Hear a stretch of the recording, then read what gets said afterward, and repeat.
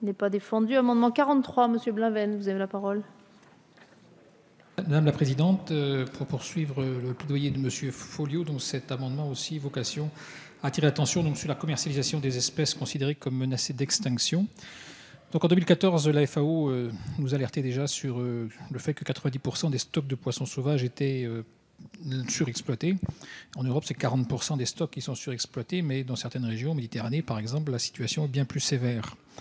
Et donc en juin 2015, l'Union internationale pour la conservation de la nature publiait la première liste rouge exhaustive des stocks de poissons menacés dans les eaux européennes. Il ressort de cette analyse qu'environ 10% des stocks européens de poissons sont menacés d'extinction, comme par exemple 2 des 3 espèces ciblées par les chalutiers européens opérant en eau profonde au large de l'Écosse. Il s'agit de la lingue bleue et du grenadier de roche. Afin de s'assurer du caractère durable de nos pêcheries, il est essentiel de préserver les espèces qui risquent de disparaître en interdisant leur pêche.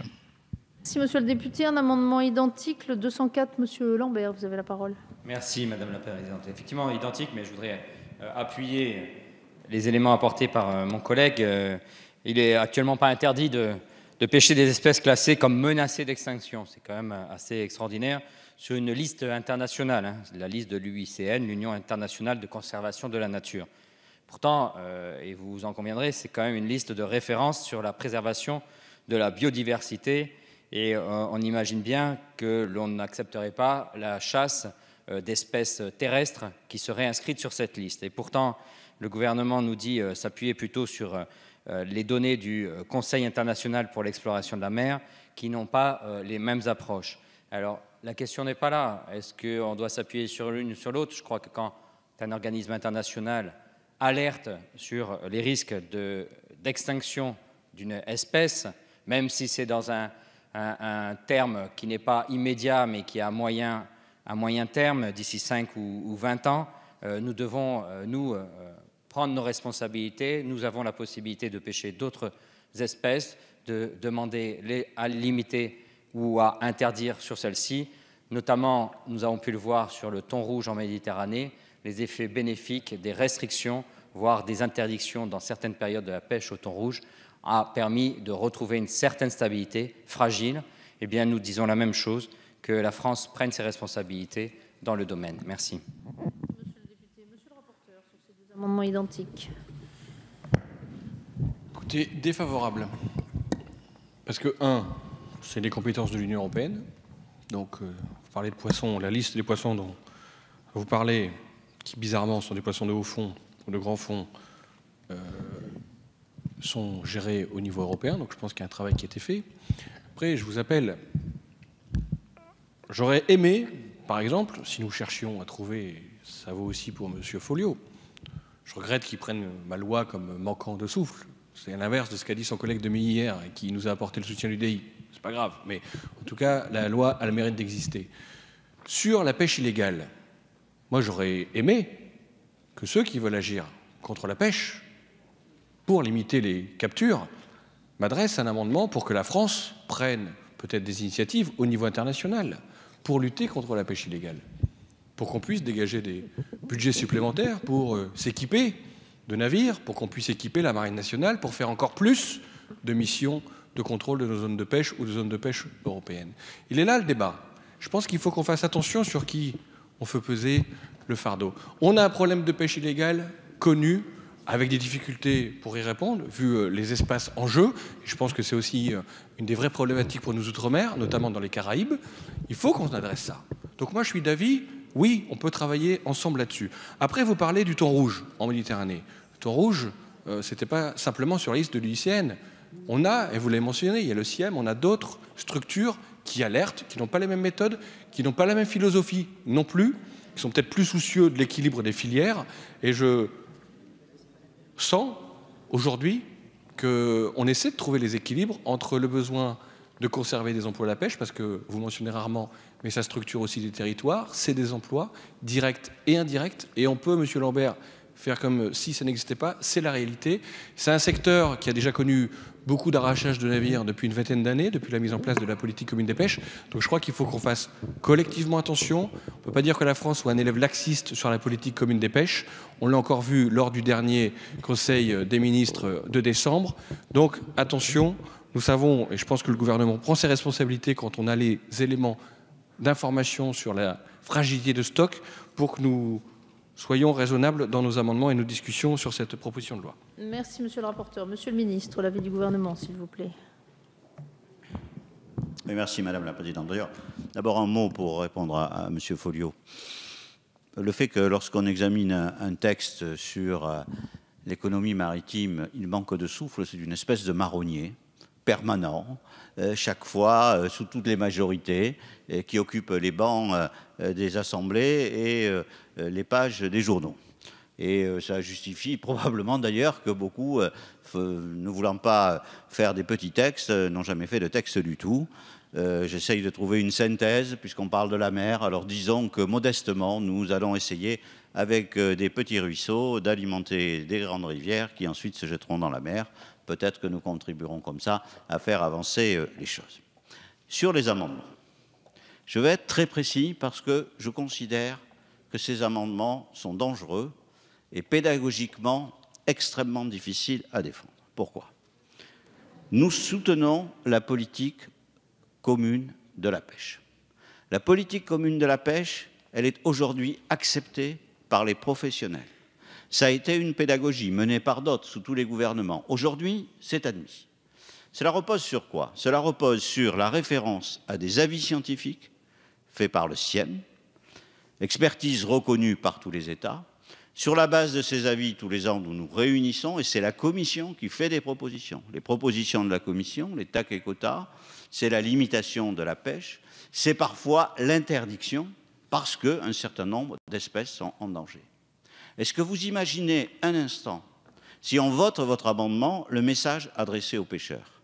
Ça veut dire que ce à quoi vous avez adhéré, au fond, vous avez eu tort de faire confiance à l'Europe et au gouvernement, parce qu'on peut aussi avoir d'autres expertises ailleurs qui remettront en cause votre engagement. Or, il se trouve que sur un certain nombre d'espèces, les avis scientifiques du CIEM et les avis scientifiques que vous évoquez ne sont pas exactement les mêmes. Et donc, aujourd'hui, la Commission n'a pas fait ses propositions, mais quand la Commission propose l'interdiction d'un certain nombre de raies, de pêche de raies ou de requins, c'est appliqué. Ils sont interdits. Lorsqu'aujourd'hui, cette année, on a pris des dispositions très sévères sur le bar, 6 mois d'interdiction de la pêche. Quand j'ai expliqué ça aux pêcheurs, ils n'étaient pas forcément enthousiastes, mais ils le comprennent. Il y a une référence.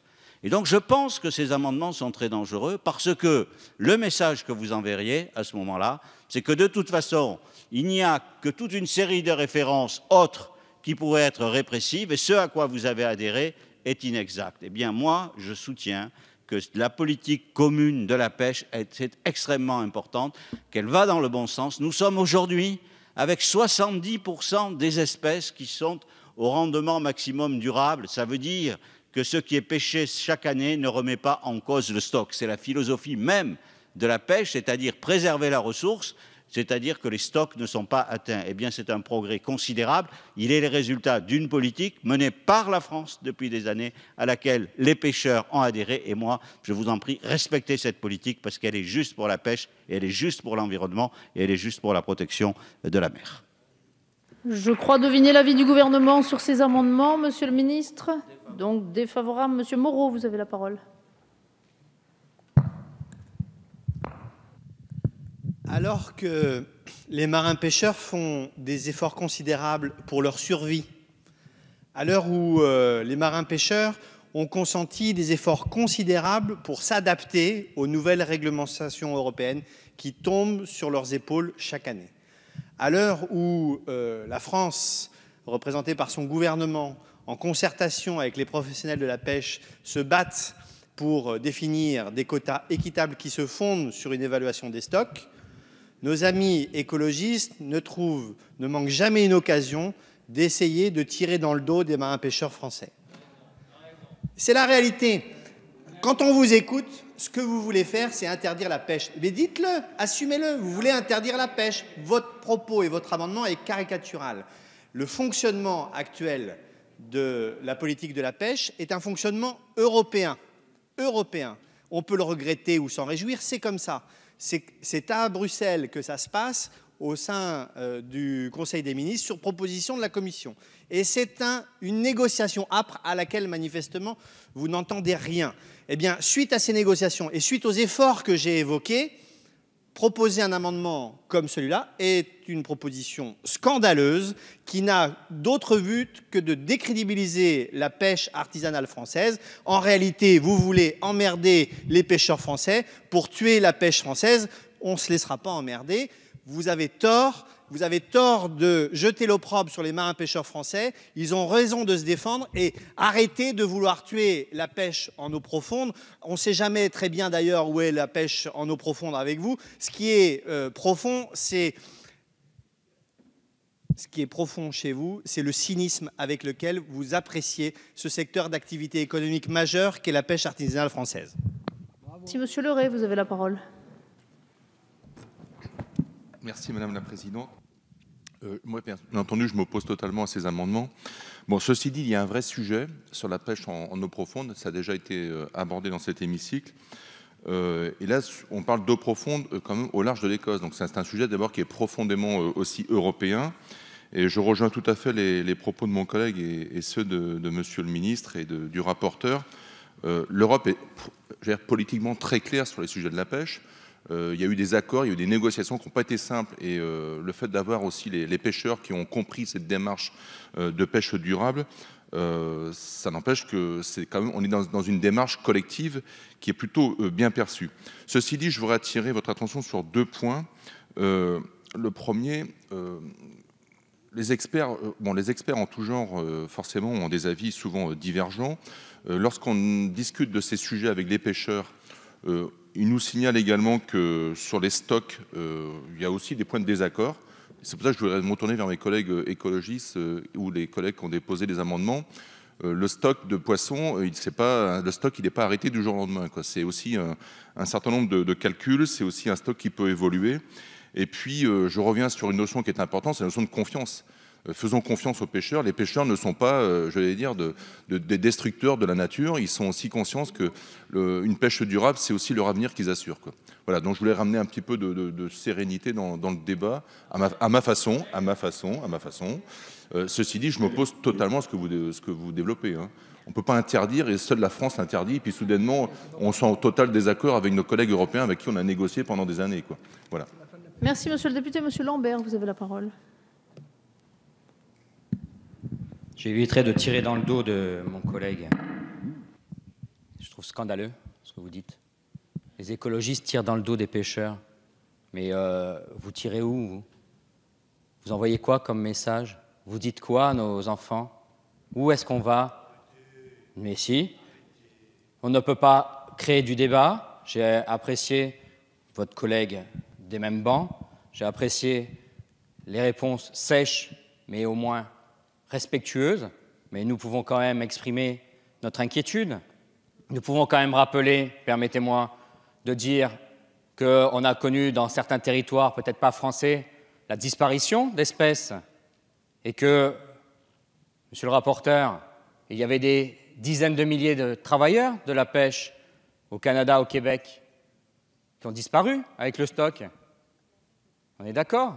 Quand le stock disparaît, et donc c'est pour ça, nous pensons à l'avenir des pêcheurs. Nous ne leur mentons pas. Les pêcheurs du thon rouge, moi je suis de la région de Marseille, je vois bien combien on leur a menti. À certains, acheter des chalutiers modernes, prenaient les satellites, allaient pêcher le thon rouge. Et puis, ils revenaient avec de moins en moins de thon rouge où ils devaient payer de plus en plus cher les systèmes de repérage. Alors certes, il y avait d'autres pays, et je ne le nie pas, qui, eux, enfreignaient toutes les lois, mais est-ce que parce que d'autres enfreignent les lois, nous devons aussi les enfreindre, pardon. Donc, moi, ce que je dis, tout simplement, est-ce que nous disons, quand même pas le bout du monde, les captures ciblées ou accessoires et la commercialisation des espèces considérées comme menacées d'extinction sont interdites. C'est n'importe quoi? Ah bon? Eh bien, alors continuons. Et puis, on montrera à nos enfants, eh bien, ceci était un mérou de Méditerranée. Et il n'y en a plus, ou on le trouvera peut-être dans certains aquariums. Voilà. Merci, monsieur le député. La parole est à monsieur Folliot. Oui, je pense que ce sont les excès qui sont négatifs, dans tous les sens. Les excès peut-être par rapport à des pêches irresponsables, mais aussi une vision qui est une vision parfois un peu trop environnementaliste des choses et qui fait que, je veux dire, entre une non-exploitation, une exploitation raisonnable et raisonnée des ressources, eh bien, il y a un équilibre à trouver. Et j'ai cité un exemple tout à l'heure, mais qui est un exemple qui mérite d'être développé. C'est celui de la légine dans les TAF, et plus particulièrement dans le secteur des Kerguelen. Nous avons aujourd'hui à peu près un peu plus de 20% des prises mondiales de légine qui se font autour des Kerguelen. C'est vrai qu'il y a des éléments de surexploitation ailleurs et que selon certaines études, on devrait être aux alentours de 80%. La légine, aujourd'hui, se vend 10 fois plus cher que le thon. 10 fois plus cher que le thon. Donc, il y a des enjeux économiques non négligeables, notamment pour les pêcheurs réunionnais.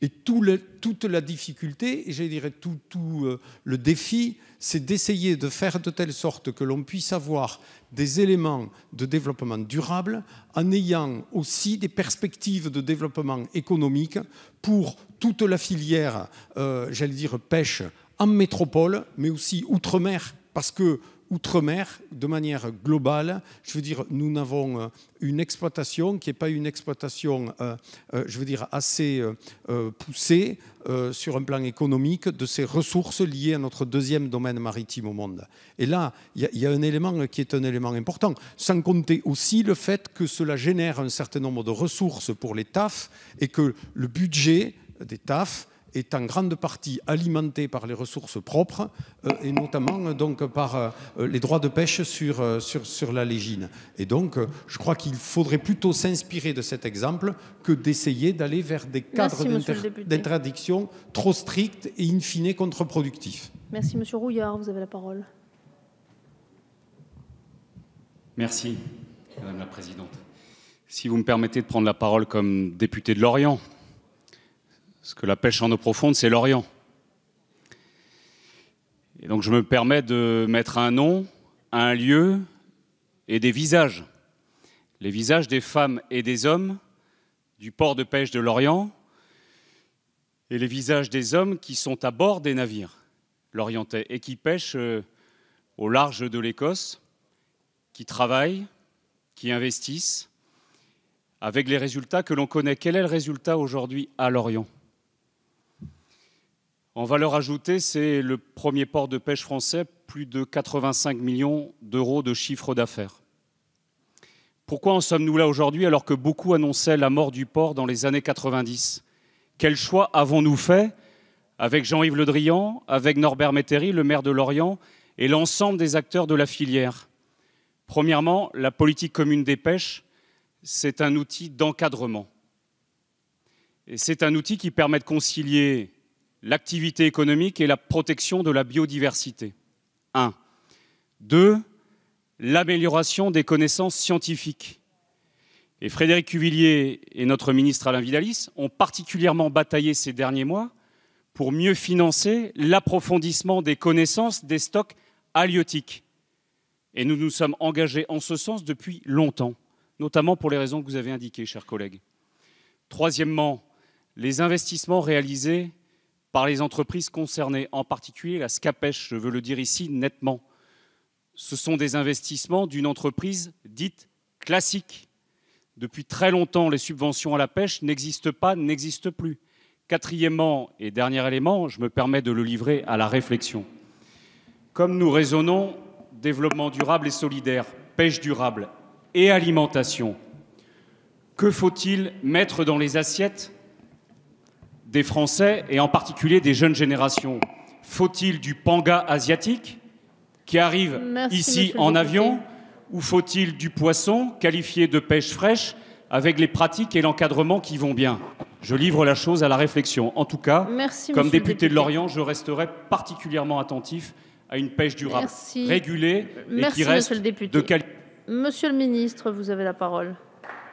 Monsieur le ministre. Oui, merci Madame la Présidente. Je vais répondre à Monsieur Lambert. Moi, je suis d'accord avec les objectifs que vous vous donnez. Mais je suis très étonné de la réponse que vous défendez. Puisque, en réalité, la réponse à ces questions-là et à ces objectifs, c'est la politique commune de la pêche. En plus, vous connaissez votre engagement européen. Le mien est parallèle et aussi fort. Et donc, nous sommes en situation de réussite par rapport à cela. Vous ne pouvez pas inventer, c'est pour ça que je pense que ces amendements sont dangereux, vous ne pouvez pas inventer un nouveau système répressif de régulation en dehors des règles, qui sont les règles que nous avons acceptées, que les élus, tous les élus, ont expliqué aux pêcheurs, et que les pêcheurs, leurs présidents, des comités, tout le monde adhère à cela. Et il y a des interdictions, et vous le savez parfaitement. Et ce que vous voulez faire, c'est trouver une autre assiette scientifique pour mettre encore plus d'interdictions. Mais si vous avez raison, respectons l'avis scientifique. Vous savez, c'est pas simple, ça a été dit. Mais parfois, il arrive que les avis scientifiques, les pêcheurs me disent « mais non, ça c'est pas vrai, etc. » Moi, je respecte les avis scientifiques. Je demande d'autres vérifications. C'est le cas aujourd'hui, par exemple, sur la question de la sole de Gascogne, du golfe de Gascogne. Mais je pense qu'il faut avoir cette rectitude.